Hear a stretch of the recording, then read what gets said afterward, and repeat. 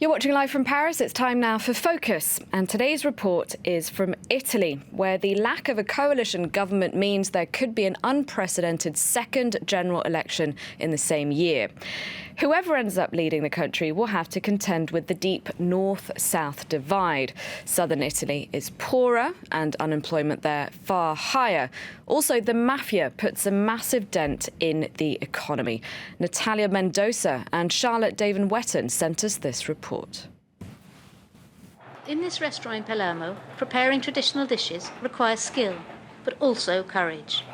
For 6 years now, NATALE GIUNTA has been living under 24-hour police protection, ever since he denounced an attempt at extortion by Cosa Nostra, the Sicilian mafia.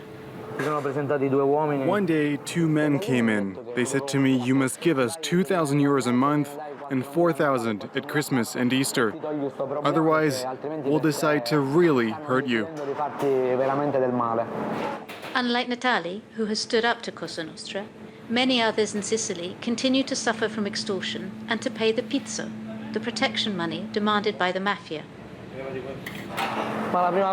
The mafia use fear tactics. Those who have a family think twice before denouncing them, because when you denounce them, you get caught up in a spiral and you don't know what might happen to you tomorrow. Starting a business in the south is very difficult. A few kilometers from the restaurant is Ballaro, one of the oldest markets in the historic center of Palermo. Here, the rule of omerta prevails.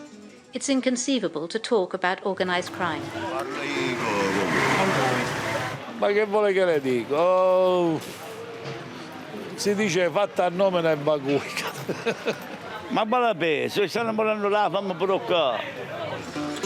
A reality contradicted by this conversation amongst mafia members, filmed by the police during an investigation.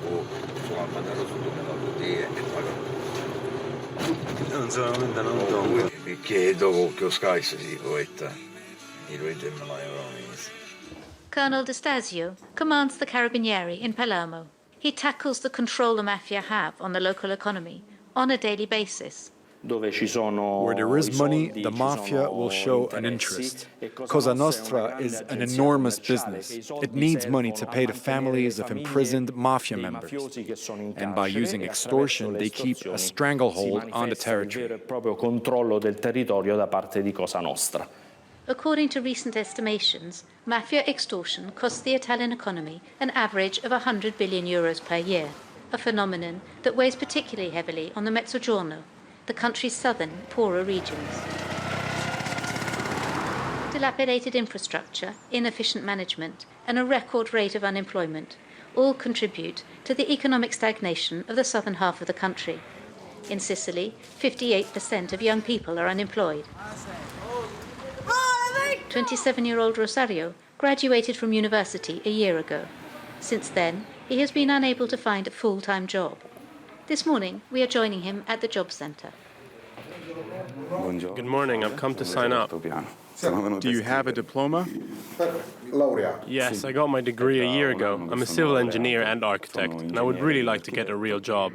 Done various odd jobs for months now, and fears that finding a proper full-time job is still far off.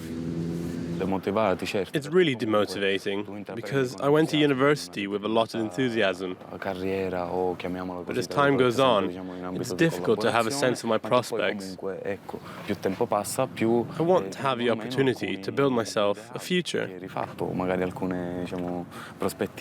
Due to the lack of opportunities, many young people leave in search of a better future in the north, particularly to Lombardy, one of the most prosperous regions in Europe.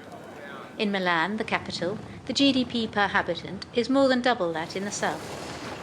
The success of the North is due to the huge human capital, and what's interesting is that a large part of this human resources come from the south, regions like Puglia, Calabria, Campania, or Sicily. A brain drain that benefits companies at the cutting edge of technology, like this small business based in the suburbs of Milan, specialized in robotics. These are our new generation industrial robots. They help factory workers with the repetitive tasks. And this, on the other hand, is a service robot. Ciao, Sambot. Ciao, Fabian. Ciao France 24. We have young engineers who've come from the south to work with us. Innovation is stimulated by the market. The north of Italy is more productive than the south. And for businesses, that means more demand and more challenges. The north boasts a concentration of luxury businesses, particularly in the field of fashion and design.